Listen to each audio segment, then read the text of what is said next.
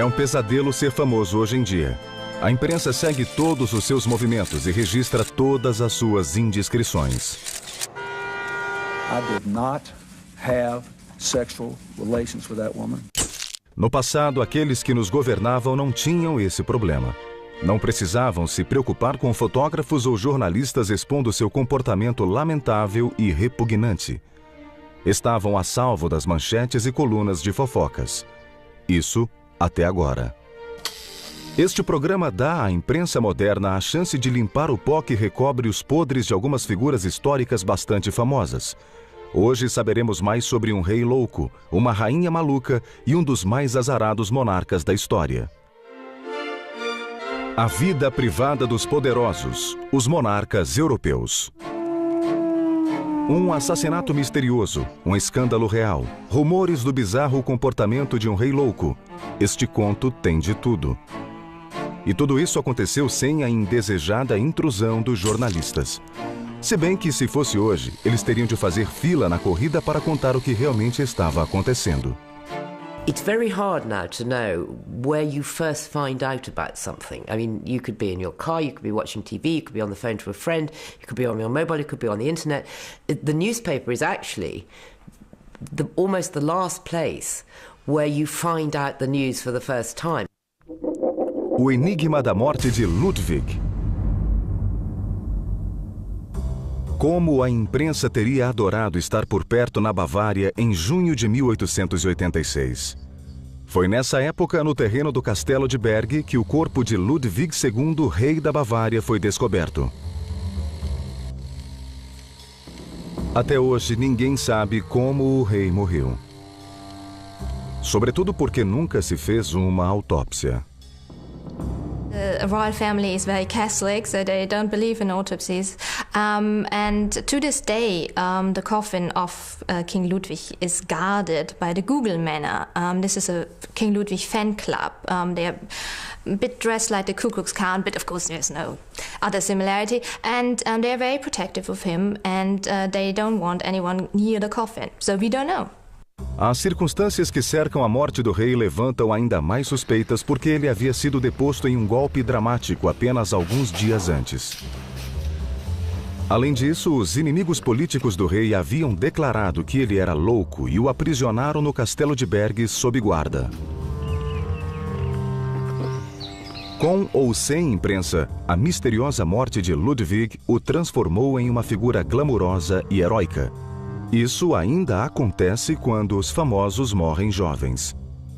If you want to become a hero, you have to die under tragic circumstances. You have to be beautiful like Kennedy, Diana, and Ludwig. Of course, at that time, he wasn't that beautiful anymore, but the myth about him is that he was this glamorous figure. And I think Ludwig has a lot in common with Diana.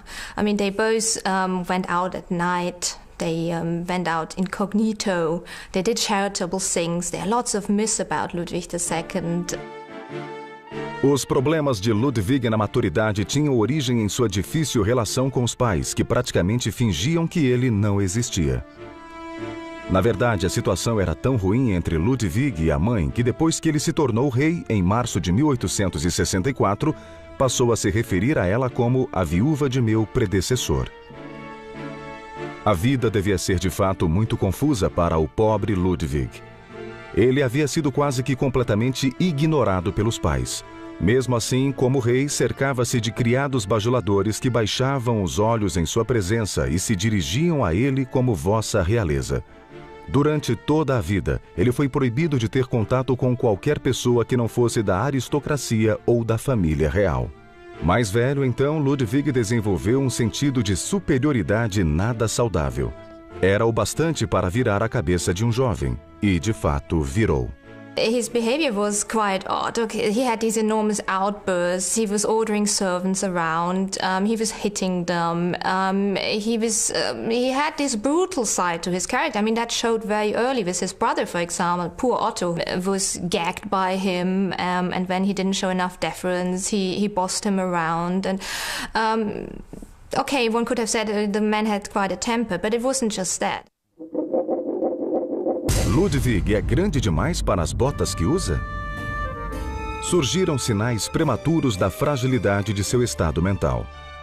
Ludwig sempre se retirava para um mundo de fantasia, de reis antigos, castelos de contos de fadas e cavaleiros heróicos das lendas teutônicas.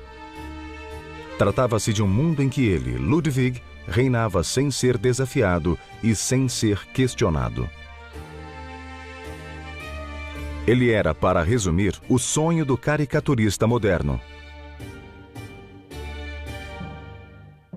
Ludwig era vítima de uma crença inabalável em sua própria superioridade em relação aos meros mortais. A seus olhos, ele era simplesmente ungido por Deus. Ele também tinha consciência de que era bonito. Na verdade, era vaidoso, extremamente vaidoso. Um barbeiro da corte o atendia todas as manhãs para assegurar que o rei sempre tivesse sua melhor aparência. Dizem que as moças coravam quando ele passava por elas. Além disso, ele cavalgava, nadava e dançava soberbamente.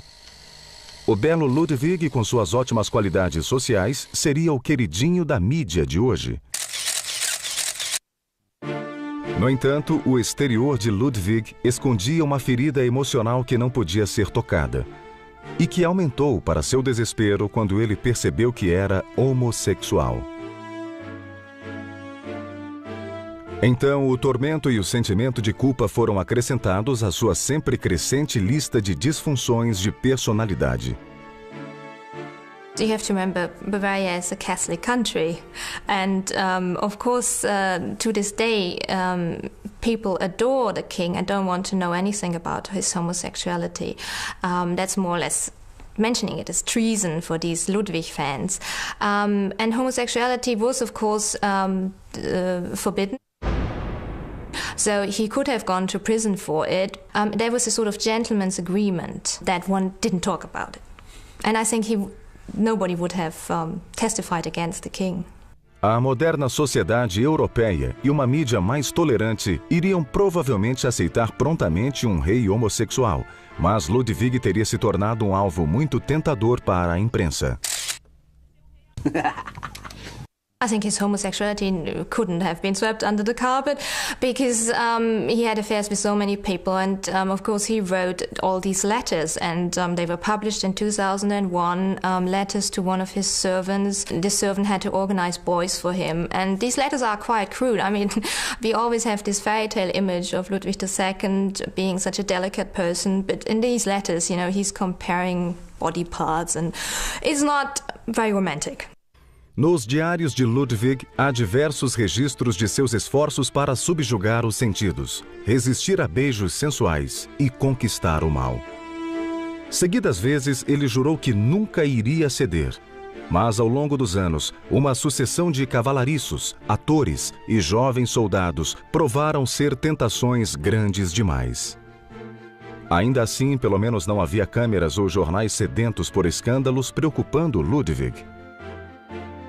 É claro, todos esses moços atraentes eram descartados sem qualquer pudor quando Ludwig se sentia entediado.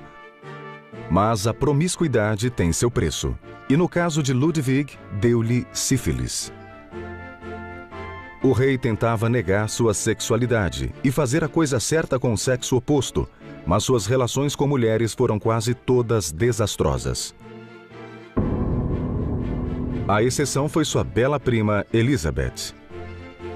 Ele lhe escreveu cartas apaixonadas, mas ela era bem casada com Franz Joseph da Áustria, além de ser 8 anos mais velha que Ludwig. Na verdade, não era uma ameaça real à frágil sexualidade do rei. Apesar dos problemas com as mulheres, em 1876 o rei Ludwig cumpriu seu dever e se tornou noivo da jovem prima Sofia. Vista de fora, certamente parecia uma união perfeita.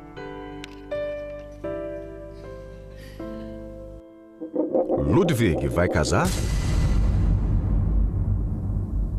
They seem such an ideal couple, two beautiful young people, both Bavarians. Even though that was political, there was a bit of a problem that she wasn't a match from a better royal family. They were on all the teacups already. It's a bit like the royal wedding. she was very popular with the people. And she had this terribly ambitious mother, Ludovica, who had married off one of her daughters to the King of Austria, another one to the King of Naples, and then one to Turner Taxis. So the family was pushing for it. Mas, infelizmente, não haveria casamento de conto de fadas ou final feliz para Sofia. O noivado foi cancelado. O motivo? In a letter to her, he more or less said that the only person he really loved was Richard Wagner, and that he had to fulfill his mission, he had to be alone, he couldn't make her happy. I mean, it was, in a way, I think it's very honest of him. I mean, he knew about his tendencies, and why should he make this poor woman unhappy? So I think that was quite a good move. Farsa. Casamento é cancelado.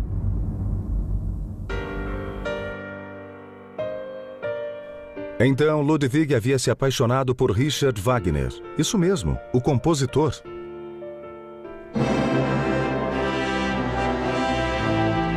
O músico cujo trabalho provocava a máxima adulação ou o ódio puro, fenômeno que se repete até hoje.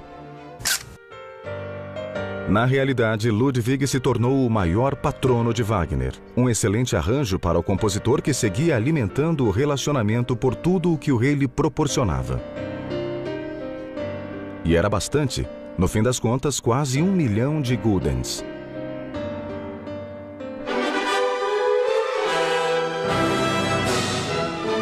Era como se um monarca moderno despejasse o dinheiro do país em um astro do rock.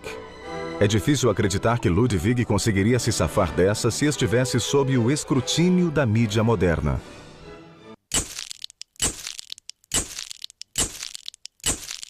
Those very public excesses, like the Romans, like the Borgias, like in the past, the sort of very manifest and out there kind of corruptions. Yes, I think the media absolutely could have checked, whether it's through ridicule or whether it's through full frontal attack. And I think the media is very powerful in a sense that it has the power to keep people to some degree on their toes. I mean, I don't think that that Parliament will bother to have things like, commissions of standards and privileges, like the parliamentary register, if there wasn't a constant media demand for, okay, we want to know what perks MPs are getting, we want to know who's paying them, and they've jolly well got to sign up to this, and we're going to read it every year, and we're going to publish anything that looks a bit off colour here. That is really important. Certa vez, Ludwig instruiu o tesouro bávaro a pagar 40.000 guldens a Wagner de uma só vez. No entanto, Wagner era extravagante com o dinheiro e decidiu se envolver na política da Bavária. Nem é preciso dizer que se tornou profundamente impopular. A certa altura, teve inclusive de fugir para a Suíça a fim de escapar da hostilidade da sociedade bávara. I think there wouldn't have been a Wagner without Ludwig and no Ludwig without Wagner. I mean, they needed each other because Wagner was constantly broke. He was on the run from his creditors most of the time, and Ludwig was his absolute saver. But on the other hand, I think Wagner was very important for Ludwig as well, because at the end of the 19th century, monarchs didn't have that much power anymore. The state becomes more and more powerful. So the idea that he should create himself as a cultural king and build this legacy together with Wagner was a solution. Durante suas frequentes depressões, o rei sempre dizia a Wagner que queria abdicar do trono. Sabia que não era popular, mas simplesmente não entendia por que as pessoas não gostavam de um rei cuja ligação com a realidade se tornava mais frágil a cada dia. O pobre Ludwig não conseguia estar à altura do que se exigia dele como monarca constitucional. Odiava as questões militares, muito embora gostasse dos uniformes. E também odiava as ocasiões formais, sempre chorava, reclamando de indisposições fictícias. O rei adoece. Logo, Ludwig passou a recusar qualquer envolvimento nas questões de Estado. Os papéis se amontoavam em sua mesa e as autoridades de governo não conseguiam hora para vê-lo. Na verdade, o rei estava se escondendo. Em 1886, o comportamento de Ludwig superara a mera excentricidade e os governantes da Bavária simplesmente não aguentavam mais. Ficavam, por exemplo, indignados com a propensão de Ludwig para construir castelos esplêndidos. The king was obsessed with building castles. That's what the Bavarian state is still profiting from to this day. Without Neuschwanstein, there wouldn't be this enormous tourist industry. The problem was, of course, that he thought of himself as a medieval king, but the Bavarian state was very powerful, the government was very powerful, and people had made sure that the king was under strict control from the government. And it had already killed his grandfather when he spent too much money on Lola Montes. And in a way, the story repeated itself. Então, uma distinta comissão de médicos foi apontada para decidir se Ludwig era são o bastante para continuar como rei. No entanto, nenhum deles achou necessário entrevistar o próprio soberano. Em vez disso, eles examinaram suas cartas e diários e colheram provas de criados, alguns dos quais haviam sido maltratados por Ludwig no passado, e ficaram muito gratos pela oportunidade de vingança. Sem surpreender ninguém, o relatório da comissão concluiu que o rei era maluco. É oficial. Ludwig é doido. O relatório assegurava que o rei era dominado pela ilusão de que detinha poder absoluto em abundância, o que resultou em seu isolamento. Ele seria como um cego sem guia à beira do precipício. Tratava-se de uma declaração poderosa, considerando-se que eles sequer haviam examinado o homem que apontavam como louco. Decidindo que era desaconselhável que um lunático mandasse no hospício, a comissão ordenou a prisão do rei e Ludwig foi mandado para o castelo de Berg, onde chegou no sábado 12 de junho de 1886. Ao cair da noite no dia 13, ele estava morto e seu irmão havia sido proclamado rei em seu lugar. Ludwig tinha apenas 40 anos de idade. O relatório oficial que deveria encobrir a verdade sobre a morte do rei cheirava a armação. Testemunhas-chave desapareceram misteriosamente, ou receberam dinheiro para manter o silêncio, ou então sofreram mortes convenientes.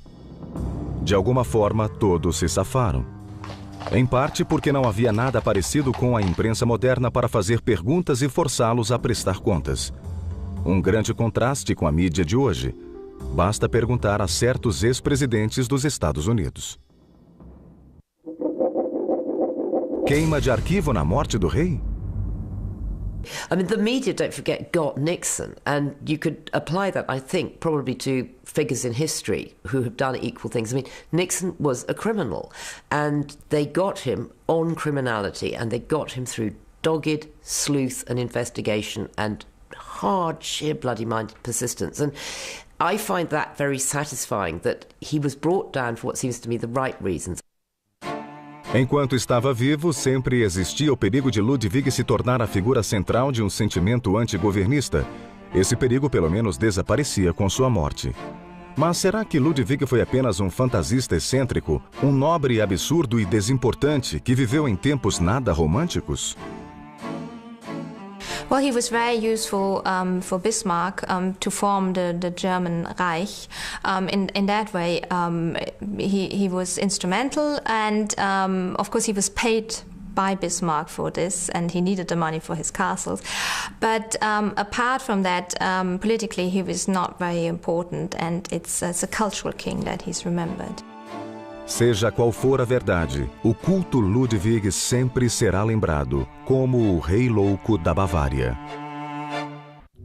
Histórias de loucura são comuns quando examinamos a vida privada de ex-monarcas europeus. No passado, inconvenientes desse tipo eram varridos para debaixo do tapete. Hoje, a imprensa garante que tais fatos venham à tona. Something that was always interested me about where the media was, say, earlier in last century was about members of the royal family that were not quite right in the head, and that ended up having appalling lives living in homes that nowadays, and I think this is a very good thing about nowadays, that would not have happened. I think shocking things like that ability to brush that sort of stuff under the counter was awful, and if that had happened, that kind of thing, even though the issue is very sensitive, then I think it's quite right that the media should know about it. A loucura reina suprema na história de Joana, Condessa de Flandres e Rainha de Castela.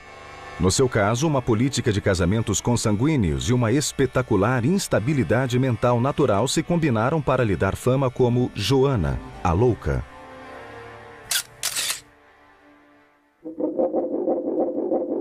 Princesa Doida. Os pais de Joana, os poderosos rei Fernando e rainha Isabela, eram apenas primos de segundo grau. Mas as casas de Aragão e Castela já haviam se casado entre si diversas vezes. Joana nasceu em 1479. Joanna was very close with her father, but much less so with her mother, who basically was largely responsible for her very strict upbringing. And she was also not on the best of terms with her siblings. In general, she felt unaccepted and unloved as a child. She was very much the plaything of those who depended on her. Enquanto a jovem crescia, tornou-se muito importante encontrar marido adequado para ela. Well, she was certainly a very cultured woman. She was fluent in French and Latin, which was even more surprising for a noble woman at that age. And she played several instruments as well. So, extremely talented young woman, also a beauty, judging by the contemporary accounts. Very much the family beauty. O homem que seus pais acabaram encontrando para ela em 1496 chamava-se Filipe, o Belo. Filipe era membro da poderosa dinastia dos Habsburgos e carregava a fama de ser encrenqueiro e mulherengo. He was a natural athlete, very handsome, very energetic, very sociable, very generous, that's what his friends say, but also, one could say, not the sharpest tool in the royal shed. É claro que Fernando e Isabela viam a união de Joana e Filipe apenas como uma aliança política. Cogitar de amor era provavelmente a última coisa com que se ocupavam. Mas, no fim das contas, quando o jovem casal se conheceu na véspera do casamento, eles simplesmente não conseguiram tirar as mãos um do outro. Muito antes da cerimônia oficial, ao que parece, o casamento já havia sido totalmente consumado. Um Filipe para Joana. Esta acabaria sendo a época mais feliz da problemática vida de Joana. Ela era rainha, tinha um marido que adorava e em poucos meses engravidou.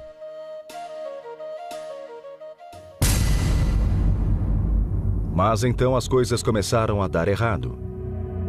Filipe passou a fazer jus à reputação que carregava e boatos de suas indiscrições começaram a circular. Boatos que seriam excelente material para os caricaturistas de hoje. Havia muitas mulheres na corte que estavam ansiosas para ir para a cama com o jovem e belo rei. E Filipe não via motivo para desapontá-las simplesmente por ser casado. Não foi surpresa que Joana tivesse ficado furiosa quando descobriu, explodindo em terríveis crises de ciúme. No início, Filipe deve ter considerado excitante as demonstrações de paixão da rainha. Ele só conhecia uma forma de compensá-la, e assim o fazia. Seu ardor devia satisfazer Joana, porque ela o perdoava. Mas algum dia a rainha teria de encarar a dura verdade, porque Filipe era um sedutor incorrigível. Talvez hoje estejamos um pouco cansados da obsessão da mídia pela vida sexual dos ricos e famosos. Estranhos eventos no Salão Oval norte-americano, príncipes britânicos com amantes de longa data. Talvez os jornais tivessem deixado Filipe e Joana em paz. And actually, I think that, quite honestly, with Prince Charles and Camilla, had we not had that wacko tape, I think people wouldn't really have done that much speculation about them as well. I think they'd just been left as this rather sort of odd couple who kind of got on with each other. Ou talvez a imprensa simplesmente não fosse capaz de resistir. Filipe ataca novamente. Enquanto o rei se aventurava com suas amantes, o casal real começou a discutir continuamente. Logo, Filipe se encheu de tudo e passou a dormir sozinho. Às vezes, podia-se ouvir Joana aos prantos, gritando e batendo na parede de seu quarto. Em algumas ocasiões, ela chegou a desmaiar. As notícias do comportamento da filha acabaram chegando aos ouvidos de Fernando e Isabela, que começaram a suspeitar que Joana era mentalmente instável demais para um dia herdar o trono espanhol. Infelizmente, foi exatamente isso o que aconteceu. In 1498, Joanna's older sister Isabella had died, and within 2 years, less than 2 years, in the year 1500, her son Miguel died as well. So there were no male heirs left to succeed to the throne. Na era moderna, Joana e Felipe nunca teriam sobrevivido ao escrutínio da mídia. Certamente fariam parte do grupo dos que foram derrubados por escândalos sexuais. Ou será que os tempos estão mudando? I always feel very ambivalent when people are brought down for sexual reasons, that at the end of the day, how much have they really hurt people? I mean, if we go to Clinton and Monica Lewinsky, okay, maybe Monica had a hard time, but at the end of the day, she knew what she was doing. And she probably will dine out on it forever. Em 1501, Fernando e Isabela tentaram melhorar a situação, pedindo que a filha e o genro viessem morar com eles por algum tempo. Não deu muito certo. Fernando ficou feliz por ver a filha de volta ao seio da família, mas Isabela, uma mulher altamente devota com grandes expectativas para os filhos, tratava Joana com desprezo e frieza. Quando a pobre coitada precisava de compaixão, de um pouco de carinho, tudo o que recebia era o desdém da mãe. O cenário não ajudou muito seu frágil estado mental. Enquanto isso, Felipe estava absolutamente entediado com a vida na corte espanhola, todas as formalidades e os deveres cerimoniais. E pior, os espanhóis protegiam demais as suas mulheres. Não era vida para um rei playboy, não havia ninguém, além de sua esposa mal-humorada com quem dividir a cama. E após já ter lhe dado um filho e 2 filhas, Joana logo engravidou novamente. Era a gota d'água. Felipe voltou correndo para Flandres, deixando a esposa nas mãos das parteiras. Joana ficou furiosa, acusando-o de querer voltar só para visitar suas amantes favoritas, o que era de fato verdade. O episódio perturbou Joana ainda mais. Então a gentil rainha Isabela decidiu trancafiar a filha maluca no castelo de La Motta durante o restante da gravidez. Supostamente para seu próprio bem. Joana deu à luz um filho, mas seu estado mental se deteriorou rapidamente. Os criados se aproximavam dela temendo pela própria vida. Os padres enviados para ajudá-la eram tratados com violência. O que será que os jornais de hoje teriam feito de tudo isso? I think she would have encountered problems very similar to those encountered by many celebrities or royalty today, in the sense that she would have had a real problem. She would have had real difficulty in portraying herself as the person that she really was. I think the media would have loved this image of her as a mad, deranged queen roaming the countryside. The media would have picked up on the mad side, and she would have had huge problems coping with that. Oi, over here, over here!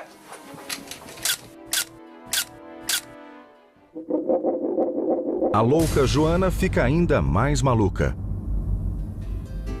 No fim, os pais de Joana desistiram dela e em 1504 permitiram que voltasse a Flandres, onde seus piores temores se confirmaram. Felipe já tinha novas amantes, e muitas. Na verdade, a corte era inundada de boatos, praticamente todos os dias, sobre as novas mulheres na vida de Felipe. E na cama dele.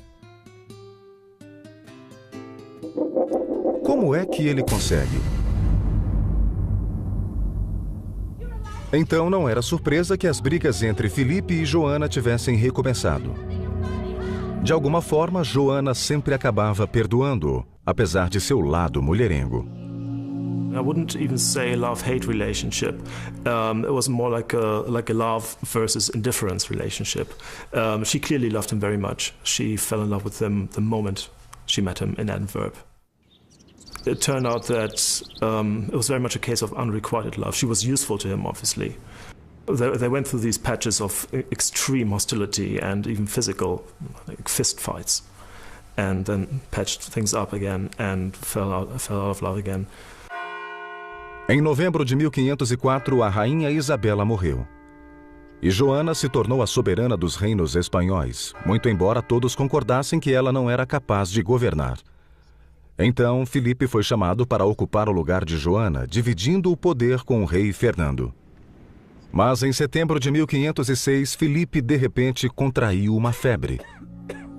Joana, que estava grávida de novo, cuidou dele dia e noite, nunca deixando de estar a seu lado. Mas seus cuidados não foram suficientes para salvá-lo. Seu estado piorou rapidamente e em 25 de setembro ele morreu com apenas 28 anos. A morte de Filipe conduziu Joana à insanidade completa. Ela foi tomada pela dor e no começo não conseguia se distanciar do cadáver de Filipe.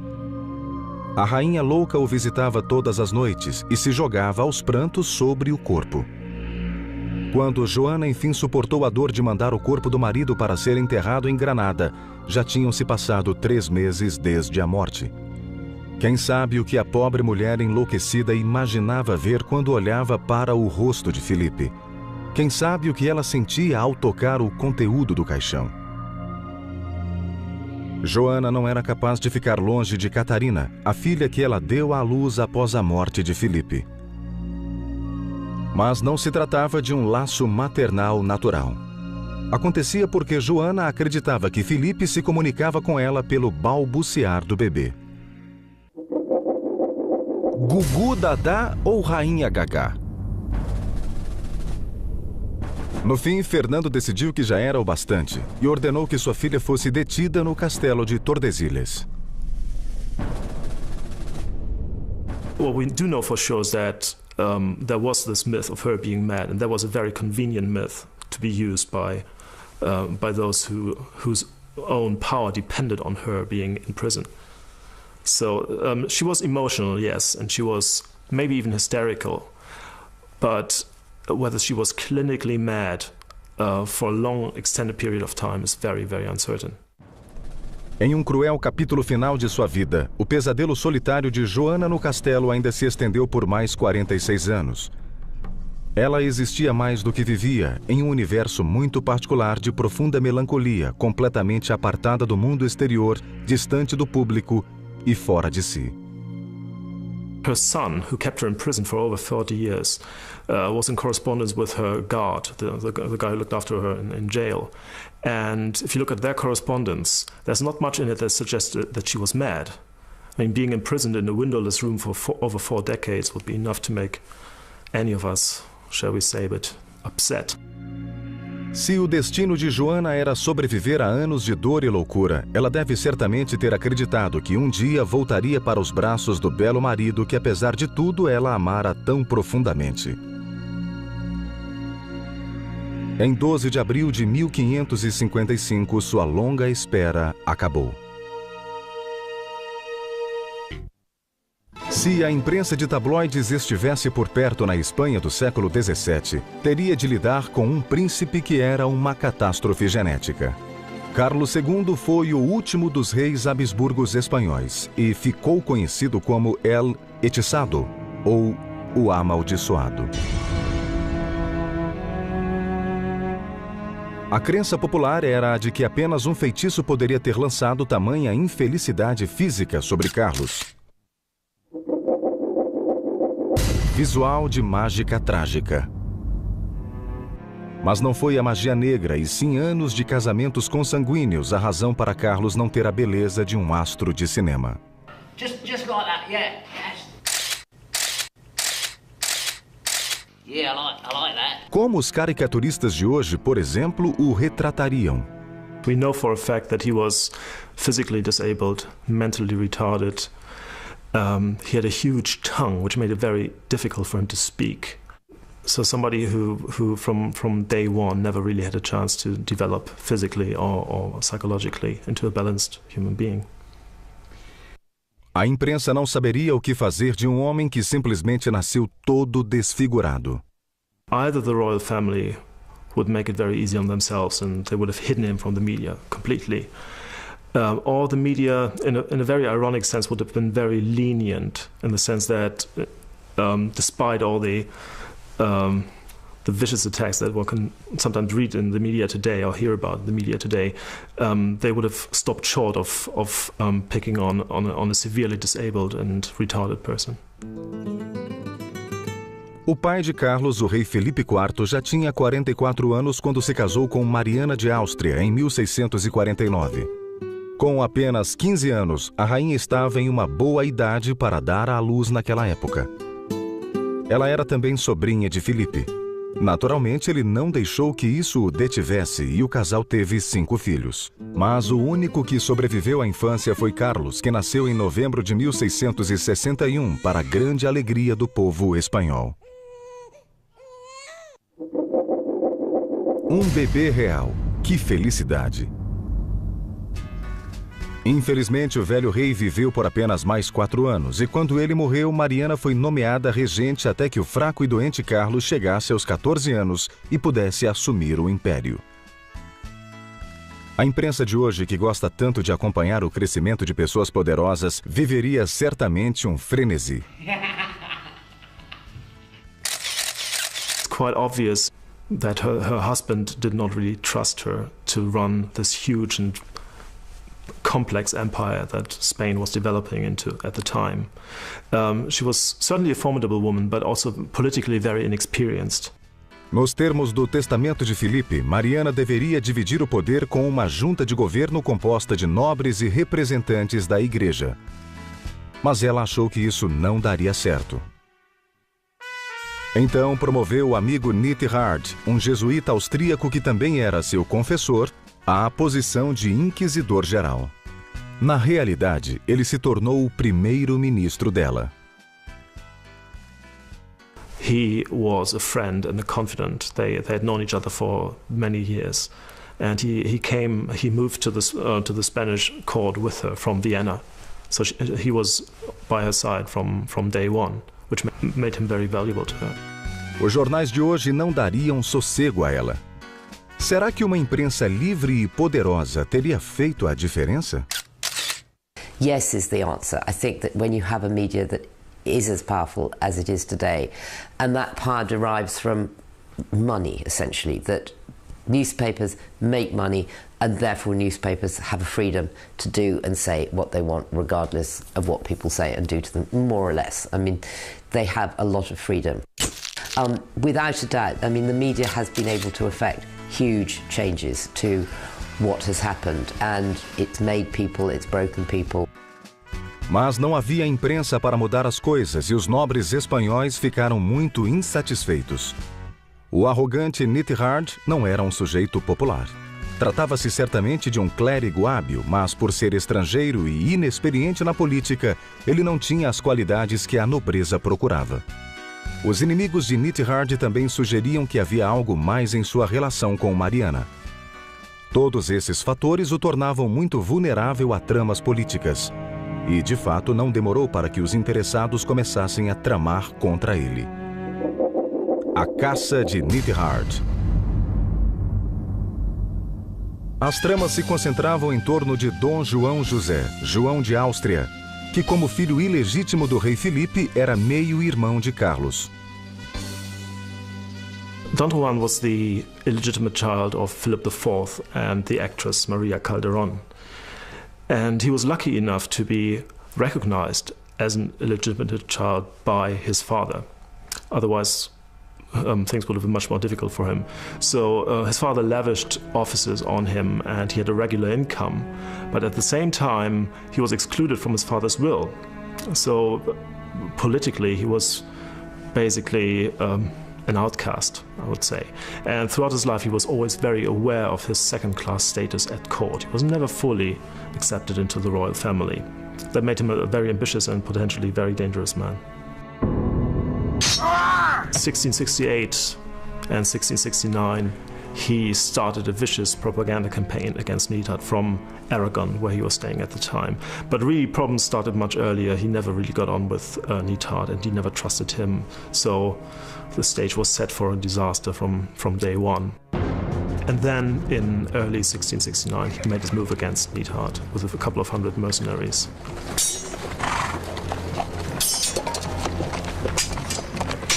And Neidhart was banished from the country. Então Neidhart se foi. Just want one shot, just one shot. Foi um choque para Mariana, que deveria ter percebido que levar gente impopular a posições de poder não era uma boa ideia. Mas Mariana simplesmente não tinha aprendido a lição. Em vez disso, escolheu um novo queridinho. Fernando Valenzuela, o belo filho de um obscuro oficial do exército a quem ela confiou diversas tarefas. Os caricaturistas teriam adorado. Novo queridinho, velha história. Valenzuela era, na verdade, casado com uma das damas de honra da rainha, mas isso não o impediu de ter relações íntimas com Mariana. Então, assim como acontecera anteriormente, o amante da rainha era também seu primeiro-ministro. Mais uma vez, os nobres indignados tramaram e, mais uma vez, em 1675, Dom João foi chamado para marchar até Madrid. A ameaça foi o bastante para fazer Mariana pensar melhor. Ela prometeu se livrar de Valenzuela e, por fim, a poeira baixou. Enquanto isso, Carlos já tinha idade para ascender ao trono e governar por direito. Mas ele era uma criatura frágil e doente, e quando sua mãe lhe apresentou um documento para assinar que estendia os poderes dela como regente por mais 2 anos, Carlos concordou, mas apenas após uma amarga discussão que o fez chorar. Bate-boca real. Em 1677, no entanto, a situação havia mudado novamente. Mariana conseguiu se superar e recolocou Valenzuela no poder. Então, seus inimigos, uma vez mais, chamaram o onipresente Dom João e, desta vez, para Mariana não houve escapatória. Charge! But this time, Don Juan came with a much stronger army, about 15,000 men. Down with Mariana! And Mariana was banished to Toledo. Valenzuela was less lucky. He was sent to the Philippines, where he served a prison sentence for about 10 years. And then he was allowed to leave the Philippines and move to Mexico. Dom João finalmente tomou o poder. Mas será que ele aceitaria dividi-lo com o verdadeiro rei, seu pobre e doente meio-irmão? Para o mundo exterior, a resposta era positiva. Dom João e Carlos dividiam o poder e governavam juntos. Tratava-se de uma forma precoce de assessoria de imprensa, de controle das notícias. That's a beauty, that. Everybody liked to think that the spin doctor got invented in 1997, which was really very stupid because spin doctors have been there as long as history's been there. A spin doctor is someone who has enormous influence on the person in power and who decides how stories are going to be presented. I mean, the royal family has always had spin doctors. Hers has always been a closely knit family, and a happy one. You know, to the level of they would manage the time of day that you would announce the death of someone so that it then fitted in with the newspaper schedules, and that they've always been there. Com ou sem os assessores medievais, o malfadado Carlos era um prisioneiro virtual. Todos os seus movimentos eram observados, cada uma de suas aparições públicas era rigorosamente controlada, cada audiência dele era supervisionada de perto, cada carta que ditava era aberta e examinada. Se os jornais soubessem da verdade, teriam afiado as garras. Shit. Front page, that, mate. Príncipe Marionete. E teria continuado assim se Dom João não tivesse morrido em 1679, aos 50 anos. Carlos era finalmente o rei. Mas ele praticamente não participava do governo e, na verdade, não se sentia inclinado a fazê-lo. Em um relatório elaborado para o Papa alguns anos mais tarde, o enviado papal na Espanha escreveu: "Ele é tão fraco de corpo quanto de mente. De vez em quando dá sinais de inteligência e vivacidade, mas normalmente mostra-se devagar e indiferente, tórpido e indolente. Pode-se fazer com ele o que se quiser, porque ele não tem vontade própria." Mas o que Carlos precisava fazer era produzir um herdeiro. Então, em 1679, o mesmo ano da morte de Dom João, ele se casou com Maria Luísa de Orleans, sobrinha de Luís XIV da França. Bem, o que ela achava do marido fisicamente repulsivo ninguém é capaz de dizer. Alguém lhe pediu que se deitasse e pensasse em qualquer coisa, mas cuidasse de produzir um herdeiro homem para o trono espanhol. Infelizmente, apesar de seus esforços, Carlos não conseguia engravidar a esposa. Em 1689, Maria Luísa morreu tragicamente em um acidente de cavalo. Mas em 3 meses, Carlos já estava casado novamente. Desta vez, a mudança não foi positiva. O resultado, ou a falta dele, foi o mesmo. Carlos ainda não tem herdeiros. O debilitado Carlos passou a acreditar que era amaldiçoado, possuído por espíritos maus. Então, confessores, exorcistas e todos os artifícios à disposição da igreja foram empregados para livrá-lo do demônio. É claro, de nada adiantou. Os anos passavam e um novo século se aproximava. Já aos 30 anos, Carlos era um idoso prematuro, coxo, surdo, desdentado e praticamente cego. Além de tudo, ele começou a se distanciar cada vez mais da realidade. "Muitos me dizem que sou amaldiçoado e eu acredito, tais são as coisas que experimento e sofro", disse o rei. De certo, é difícil imaginar uma criatura mais triste e trágica. Well, Charles II died after a lifetime of physical and mental decay, really. And his reign was a very, very difficult time for Spain indeed. We had a stagnant economy, widespread famines, and Spain was well on its way towards losing its world power status. So it was a very difficult time for Spain indeed. And again, he never really had a chance from day one. The odds were against him. Severely handicapped, mentally unstable, disabled, retarded. There was no chance for him. Carlos, o amaldiçoado, o homem que fora castigado pela união consanguínea de seus antecessores antes mesmo de nascer, morreu em 1º de novembro de 1700. O último e exausto suspiro da degenerada dinastia Habsburgo na Espanha.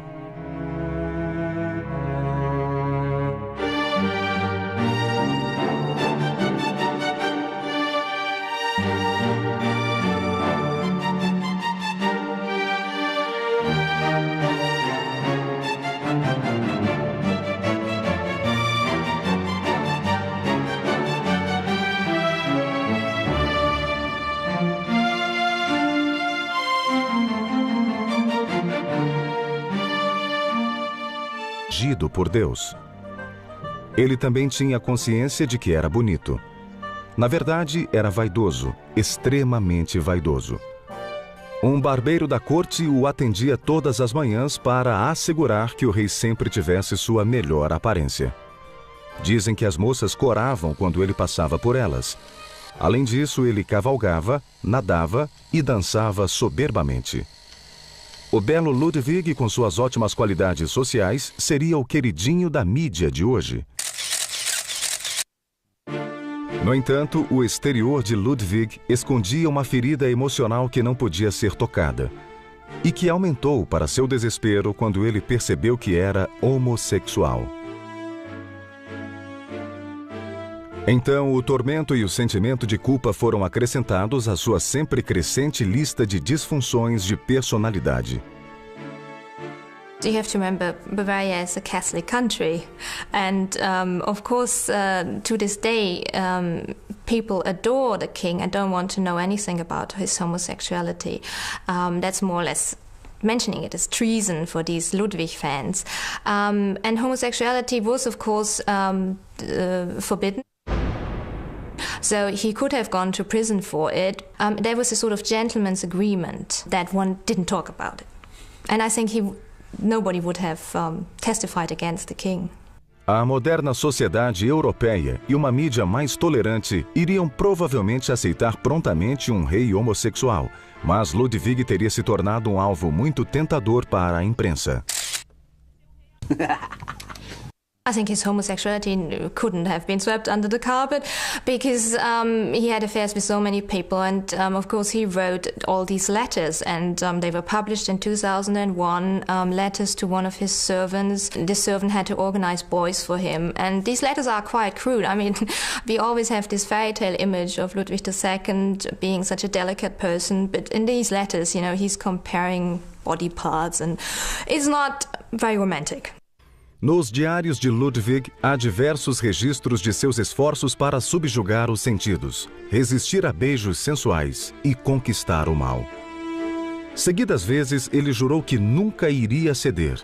Mas, ao longo dos anos, uma sucessão de cavalariços, atores e jovens soldados provaram ser tentações grandes demais.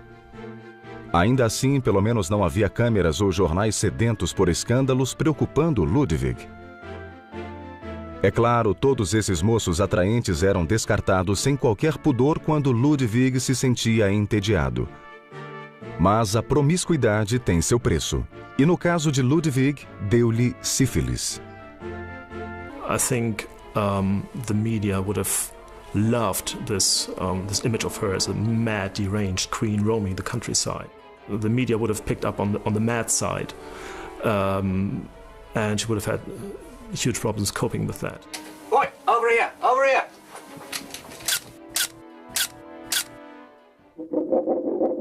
A louca Joana fica ainda mais maluca. No fim, os pais de Joana desistiram dela e em 1504 permitiram que voltasse a Flandres, onde seus piores temores se confirmaram. Filipe já tinha novas amantes, e muitas. Na verdade, a corte era inundada de boatos, praticamente todos os dias, sobre as novas mulheres na vida de Filipe e na cama dele. Como é que ele consegue? Então não era surpresa que as brigas entre Filipe e Joana tivessem recomeçado. De alguma forma, Joana sempre acabava perdoando-o, apesar de seu lado mulherengo. I wouldn't even say love-hate relationship. It was more like a love versus indifference relationship. She clearly loved him very much. She fell in love with him the moment she met him in Antwerp.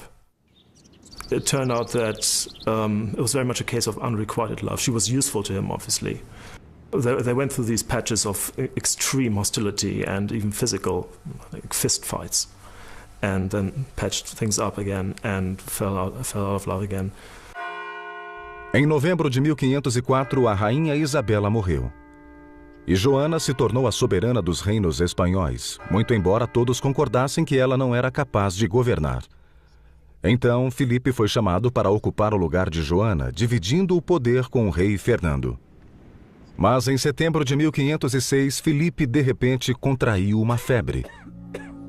Joana, que estava grávida de novo, cuidou dele dia e noite, nunca deixando de estar a seu lado. Mas seus cuidados não foram suficientes para salvá-lo. Seu estado piorou rapidamente e em 25 de setembro ele morreu com apenas 28 anos. A morte de Filipe conduziu Joana à insanidade completa. Ela foi tomada pela dor e no começo não conseguia se distanciar do cadáver de Filipe.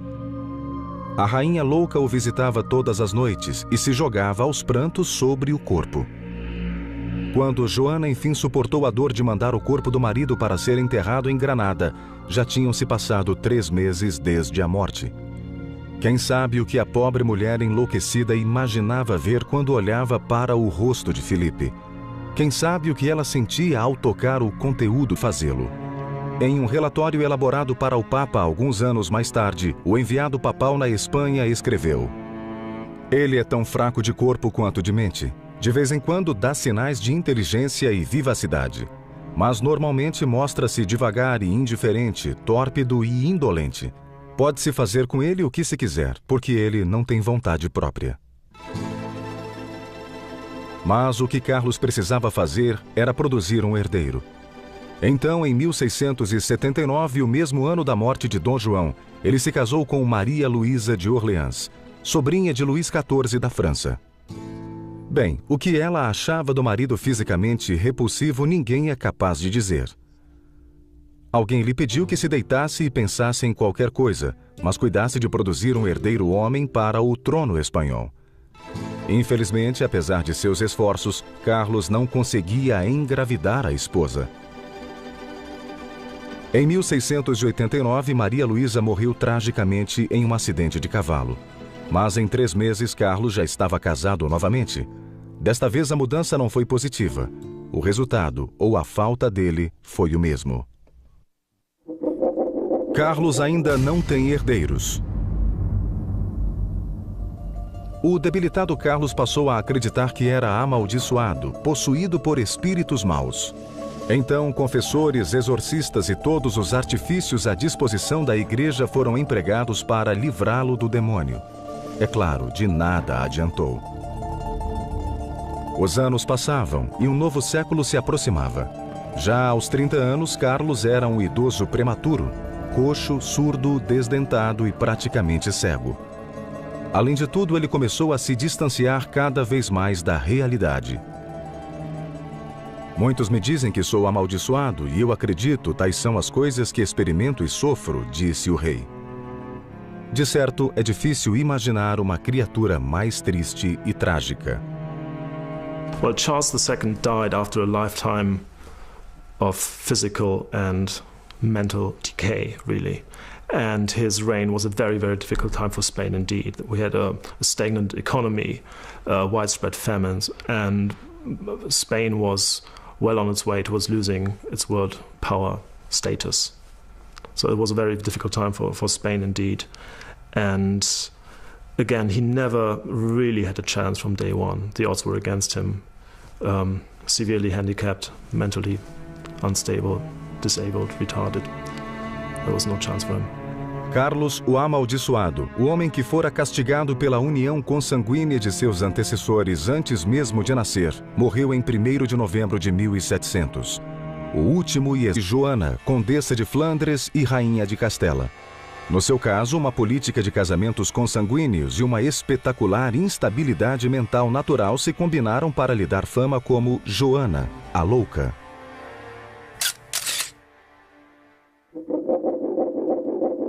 Princesa doida. Os pais de Joana, os poderosos rei Fernando e rainha Isabela, eram apenas primos de 2º grau. Mas as casas de Aragão e Castela já haviam se casado entre si diversas vezes. Joana nasceu em 1479.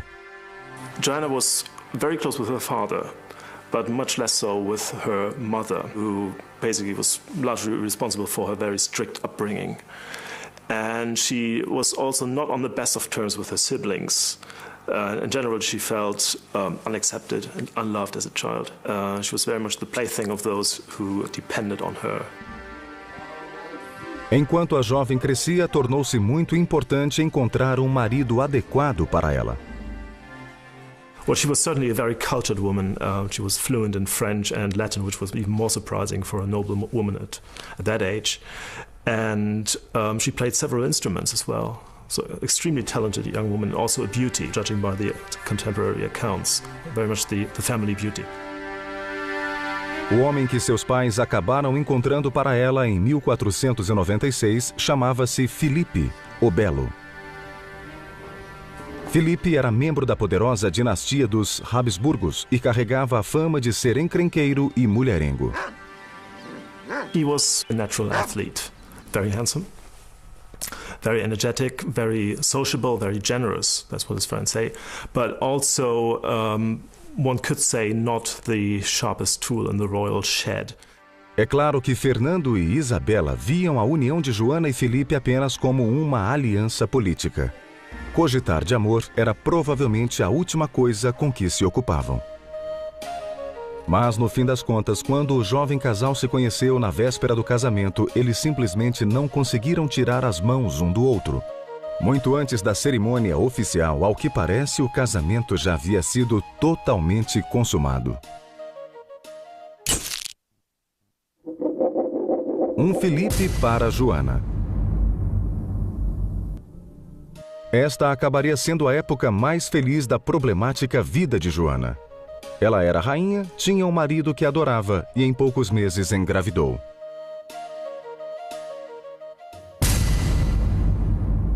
Mas então as coisas começaram a dar errado. Felipe passou a fazer jus a... A morte de Felipe conduziu Joana à insanidade completa. Ela foi tomada pela dor e no começo não conseguia se distanciar do cadáver de Felipe. A rainha louca o visitava todas as noites e se jogava aos prantos sobre o corpo. Quando Joana enfim suportou a dor de mandar o corpo do marido para ser enterrado em Granada, já tinham se passado 3 meses desde a morte. Quem sabe o que a pobre mulher enlouquecida imaginava ver quando olhava para o rosto de Felipe? Quem sabe o que ela sentia ao tocar o conteúdo do caixão? Joana não era capaz de ficar longe de Catarina, a filha que ela deu à luz após a morte de Felipe. Mas não se tratava de um laço maternal natural. Acontecia porque Joana acreditava que Felipe se comunicava com ela pelo balbuciar do bebê. Gugu Dadá ou Rainha Gagá?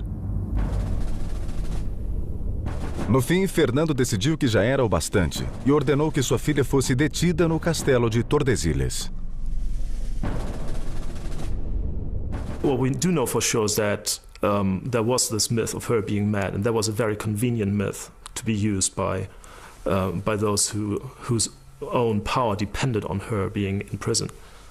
So she was emotional, yes, and she was maybe even hysterical, but whether she was clinically mad for a long, extended period of time is very, very uncertain.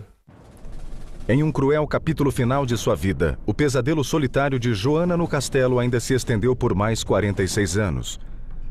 Ela existia mais do que vivia, em um universo muito particular de profunda melancolia, completamente apartada do mundo exterior, distante do público e fora de si. Her son, who kept her in prison for over 30 years, was in correspondence with her guard, the guy who looked after her in jail. And if you look at their correspondence, there's not much in it that suggests that she was mad. I mean, being imprisoned in a windowless room for over 4 decades would be enough to make any of us, shall we say, a bit upset. Se o destino de Joana era sobreviver a anos de dor e loucura, ela deve certamente ter acreditado que um dia voltaria para os braços do belo marido que, apesar de tudo, ela amara tão profundamente. Em 12 de abril de 1555, sua longa espera acabou. Se a imprensa de tabloides estivesse por perto na Espanha do século XVII, teria de lidar com um príncipe que era uma catástrofe genética. Carlos II foi o último dos reis Habsburgos espanhóis e ficou conhecido como Ludwig. Of course, at that time, he wasn't that beautiful anymore, but the myth about him is that he was this glamorous figure. And I think Ludwig has a lot in common with Diana.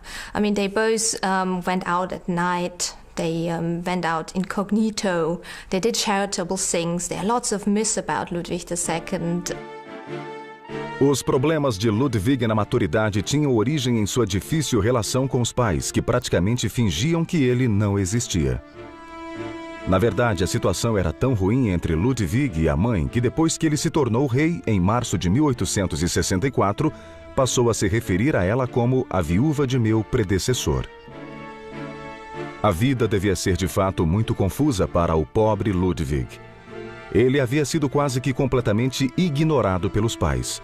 Mesmo assim, como rei, cercava-se de criados bajuladores que baixavam os olhos em sua presença e se dirigiam a ele como vossa realeza. Durante toda a vida, ele foi proibido de ter contato com qualquer pessoa que não fosse da aristocracia ou da família real. Mais velho, então, Ludwig desenvolveu um sentido de superioridade nada saudável. era o bastante para virar a cabeça de um jovem, e de fato virou. His behavior was quite odd. Okay, he had these enormous outbursts. He was ordering servants around. He was hitting them. He had this brutal side to his character. I mean, that showed very early with his brother, for example. Poor Otto was gagged by him, and when he didn't show enough deference, he bossed him around. And okay, one could have said the man had quite a temper, but it wasn't just that. Ludwig é grande demais para as botas que usa? Surgiram sinais prematuros da fragilidade de seu estado mental. Ludwig sempre se retirava para um mundo de fantasia, de reis antigos, castelos de contos de fadas e cavaleiros heróicos das lendas teutônicas. Tratava-se de um mundo em que ele, Ludwig, reinava sem ser desafiado e sem ser questionado. Ele era, para resumir, o sonho do caricaturista moderno. Ludwig era vítima de uma crença inabalável em sua própria superioridade em relação aos meros mortais. A seus olhos, ele era simplesmente ungido por Deus. Ele também tinha consciência de que era bonito. Na verdade, era vaidoso, extremamente vaidoso. Um barbeiro da corte o atendia todas as manhãs para assegurar que o rei sempre tivesse sua melhor aparência. Dizem que as moças coravam quando ele passava por elas. Além disso, ele cavalgava, nadava e dançava soberbamente. O belo Ludwig, com suas ótimas qualidades sociais, seria os sentidos, resistir a beijos sensuais e conquistar o mal. Seguidas vezes, ele jurou que nunca iria ceder. Mas, ao longo dos anos, uma sucessão de cavalariços, atores e jovens soldados provaram ser tentações grandes demais. Ainda assim, pelo menos não havia câmeras ou jornais sedentos por escândalos preocupando Ludwig. É claro, todos esses moços atraentes eram descartados sem qualquer pudor quando Ludwig se sentia entediado. Mas a promiscuidade tem seu preço. E no caso de Ludwig, deu-lhe sífilis. O rei tentava negar sua sexualidade e fazer a coisa certa com o sexo oposto, mas suas relações com mulheres foram quase todas desastrosas. A exceção foi sua bela prima Elizabeth. Ele lhe escreveu cartas apaixonadas, mas ela era bem casada com Franz Joseph da Áustria, além de ser 8 anos mais velha que Ludwig. Na verdade, não era uma ameaça real à frágil sexualidade do rei. Apesar dos problemas com as mulheres, em 1876 o rei Ludwig cumpriu seu dever e se tornou noivo da jovem prima Sofia. Vista de fora, certamente parecia uma união perfeita.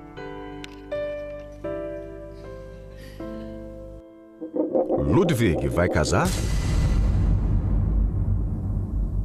They seem such an ideal couple, two beautiful young people, both Bavarians. Even though that was political, there was a bit of a problem that she wasn't a match from a better royal family. They were on all the teacups already. It's a bit like the royal wedding. She was very popular with the people, and she had this terribly ambitious mother, Ludovica, who had married off one of her daughters to the King of Austria, another one to the King of Naples, and then one to Taxis. So the family was pushing for it. Mas, infelizmente, não haveria casamento de conto de fadas ou final feliz para Sofia. O noivado foi cancelado. O motivo? In a letter to her, he more or less said that the only person he really loved was Richard Wagner, and that he had to fulfill his mission, he had to be alone, he couldn't make her happy. I mean, it was, in a way, I think it's very honest of him. I mean, he knew about his tendencies, and why should he make this poor woman unhappy? So I think that was quite a good move. Farsa. Casamento é cancelado.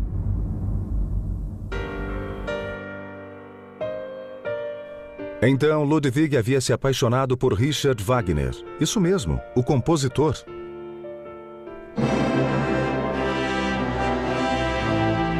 O músico cujo trabalho powerful. The government was very powerful, and people had made sure that the king was under strict control from the government, and it had already killed his grandfather when he spent too much money on Lola Montes, and in a way the story repeated itself.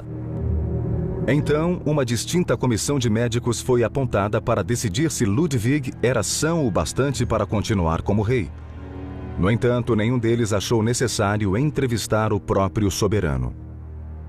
Em vez disso, eles examinaram suas cartas e diários e colheram provas de criados, alguns dos quais haviam sido maltratados por Ludwig no passado, e ficaram muito gratos pela oportunidade de vingança. Sem surpreender ninguém, o relatório da comissão concluiu que o rei era maluco. É oficial. Ludwig é doido.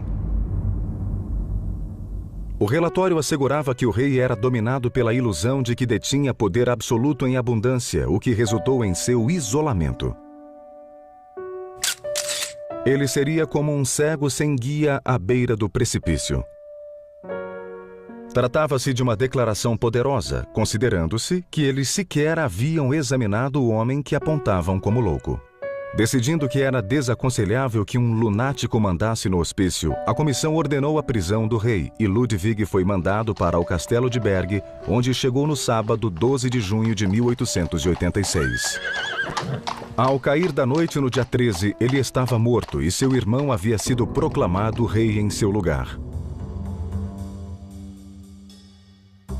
Ludwig tinha apenas 40 anos de idade. O relatório oficial que deveria encobrir a verdade sobre a morte do rei cheirava a armação. Testemunhas-chave desapareceram misteriosamente, ou receberam dinheiro para manter o silêncio, ou então sofreram mortes convenientes. De alguma forma, todos se safaram. Em parte porque não havia nada parecido com a imprensa moderna para fazer perguntas e forçá-los a prestar contas. Um grande contraste com a mídia de hoje. Basta perguntar a certos ex-presidentes dos Estados Unidos. Queima de arquivo na morte do rei? I mean, the media, don't forget, got Nixon, and you could apply that, I think, probably to figures in history who have done equal things. I mean, Nixon was a criminal, and they got him on criminality, and they got him through dogged sleuth and investigation and hard, sheer bloody-minded persistence. And I find that very satisfying, that he was brought down for what seems to me the right reasons. Enquanto estava vivo, sempre existia o perigo de Ludwig. Family that were not quite right in the head, and that, you know, ended up having appalling lives living in homes that nowadays, and I think this is a very good thing about nowadays, that would not have happened. I think shocking things like that ability to brush that sort of stuff under the counter was awful, and if that had happened, that kind of thing, even though the issue is very sensitive, then I think it's quite right that the media should know about it. A loucura reina suprema na história de Joana, condessa de Flandres e rainha de Castela. No seu caso, uma política de casamentos consanguíneos e uma espetacular instabilidade mental natural se combinaram para lhe dar fama como Joana, a louca.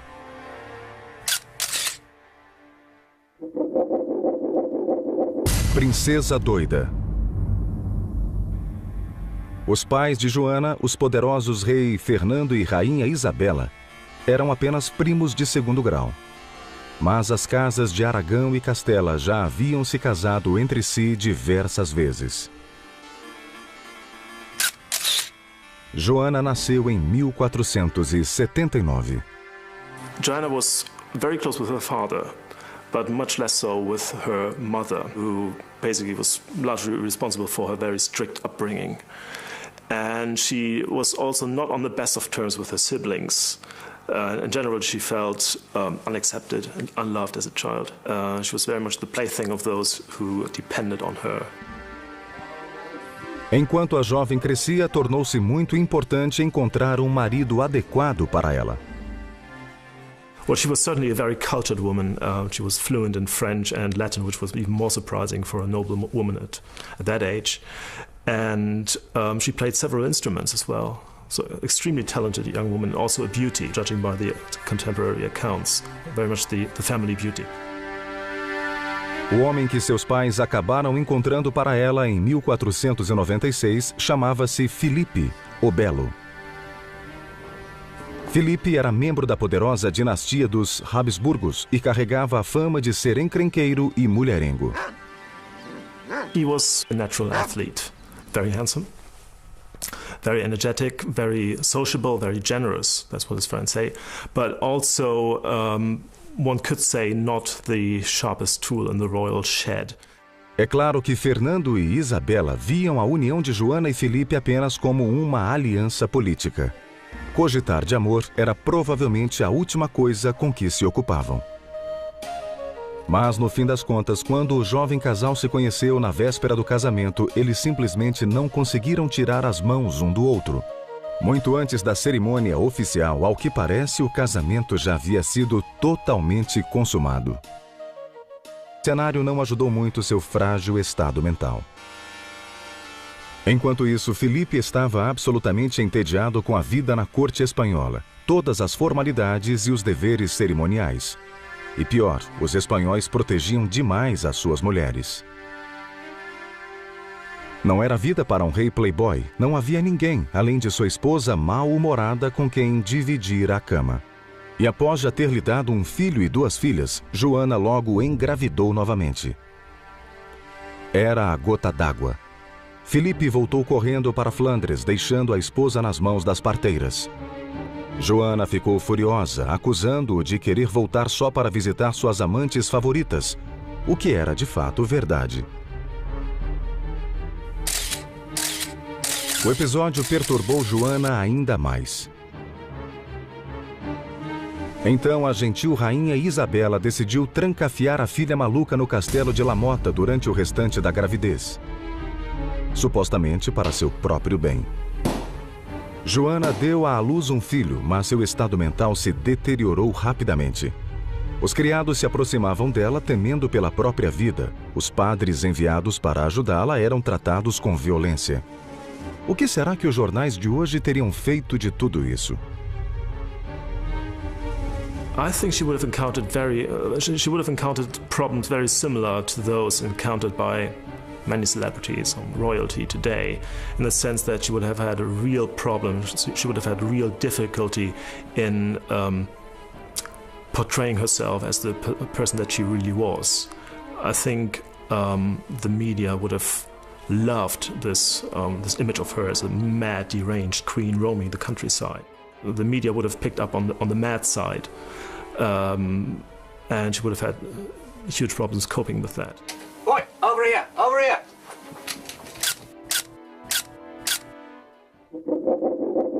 A louca Joana fica ainda mais maluca. No fim, os pais de Joana desistiram dela e em 1504 permitiram que voltasse a Flandres, onde seus piores temores se confirmaram. Filipe já tinha novas amantes, e muitas. Na verdade, a corte era inundada de boatos, praticamente todos os dias, sobre as novas mulheres na vida de Filipe. E na cama dele. Como é que ele consegue? Então não era surpresa que as brigas entre Filipe e Joana tivessem recomeçado. De alguma forma, Joana sempre acabava perdoando-o, apesar de seu lado mulherengo. I wouldn't even say love-hate relationship. Jens, even though that was political, there was a bit of a problem that she wasn't a match from a better royal family. They were on all the teacups already. It's a bit like the royal wedding. She was very popular with the people, and she had this terribly ambitious mother, Ludovica, who had married off one of her daughters to the King of Austria, another one to the King of Naples, and then one to Taxis. So the family was pushing for it. Mas, infelizmente, não haveria casamento de conto de fadas ou final feliz para Sofia. O noivado foi cancelado. O motivo? In a letter to her, he more or less said that the only person he really loved was Richard Wagner, and that he had to fulfill his mission. He had to be alone. He couldn't make her happy. I mean, it was, in a way, I think it's very honest of him. I mean, he knew about his tendencies, and why should he make this poor woman unhappy? So I think that was quite a good move. Farsa. Casamento é cancelado.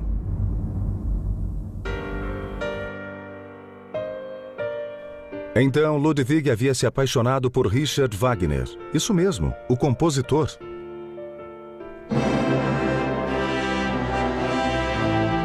O músico cujo trabalho provocava a máxima adulação ou o ódio puro, fenômeno que se repete até hoje.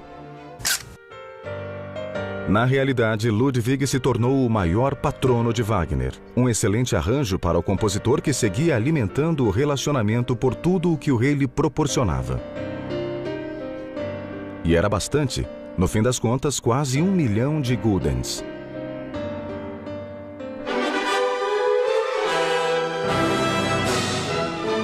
Era como se um monarca moderno despejasse o dinheiro do país em um astro do rock. É difícil acreditar que Ludwig conseguiria se safar dessa se estivesse sob o escrutínio da mídia moderna.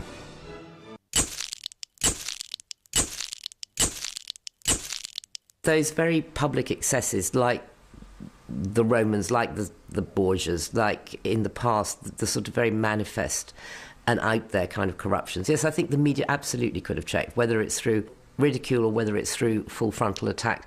And I think the media is very powerful in a sense that it has the power to keep people to some degree on their toes. I mean, I don't think that that Parliament will bother to have things like commissions of standards and privileges, like the parliamentary register, if there wasn't a constant media demand for, okay, we want to know what perks MPs are getting, we want to know who's paying them, and they've jolly well got to sign up to this, and we're going to read it every year, and we're going to publish anything that looks a bit off colour here. That is really important. Certa vez, Ludwig instruiu o tesouro